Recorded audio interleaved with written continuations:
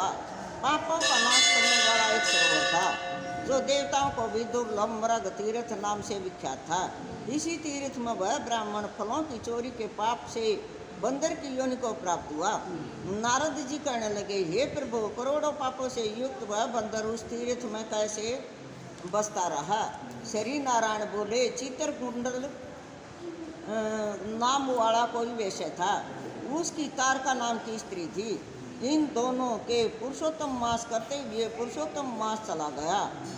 पिछला दिन आने पर स्त्री से चित्रकुंडल ने अत्यंत प्रसन्नता के साथ उद्यापन किया और उद्यापन कराने के निमित्त स्त्री सहित वेद वेदांत को जानने वाला ब्राह्मण को बुलाया है।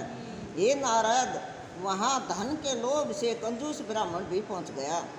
जब उद्यापन विधि समाप्त हो गई तो चित्रकुंडल वैश्य ने स्त्री सहित ब्राह्मणों को अत्यधिक दान देकर प्रसन्न किया। उसकी बहुत सी दी हुई दक्षिणा से ब्राह्मण अति प्रसन्न होकर अपने अपने घरों को चले गए। परंतु अत्यंत लोभी व कंजूस रोता हुआ उसके आगे आकर खड़ा हो गया और विनय से नम्र होकर अति गदगद वाणी से चित्रकुंडल से बोला, ये चित्रकुंडल, वेश्यों के पति आप इस समय कर्तारत हो जो आपने पुरुषोत्तम का सेवन किया, ब्राह्मणों को बहुत साधन दिया, किंतु मुझ भाग्यहीन को क्यों नहीं कुछ दिया? उस कंजूस के ऐसे वचन सुनकर उस वैश्य ने कंजूस को भी बहुत साधन दिया। उस ब्राह्मण ने इस धन को लेकर पृथ्वी में गाड़ दिया। वहाँ पर उस लोभी ब्राह्मण ने पुरुषोत्तम महते के धन के लोभ से स्तुति की पूजा को देखकर पुरुषोत्तम जी धन के लोभ से स्तुति सुनकर प्रसन्न हुए, जिसके फल से वह ब्राह्मण मृग तीर्थ को प्राप्त हुआ। वह तीर्थ जल्द वाला, घनी छाया वाला, मीठे मीठे फलों वाले पेड़ों से सुशोभित अत्यंत सुंदर पण था। श्री नारायण कहने लगे, हे नारद, जब श्री रामचंद्र जी ने समुद्र में पुल बांधकर रावण का वध कर दिया, तब रावण के मारे जाने से ब्रह्मा, शिव, इंद्र आदि सब देवताओं ने प्रसन्न होकर श्री रामचंद्र जी को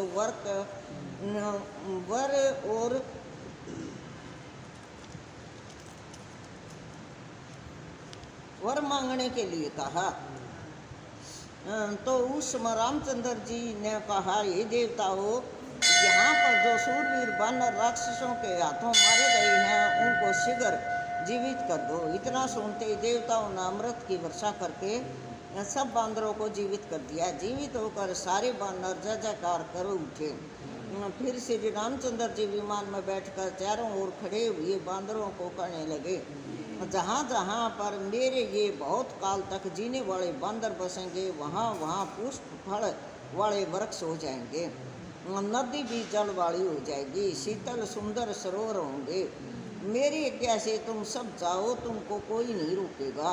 हे नारद, फिर वह लोभी बांदर पर्वत जैसा बढ़कर बहुत सी भूख और प्यास से युक्त होकर लोभी हो वन में विचरने लगा।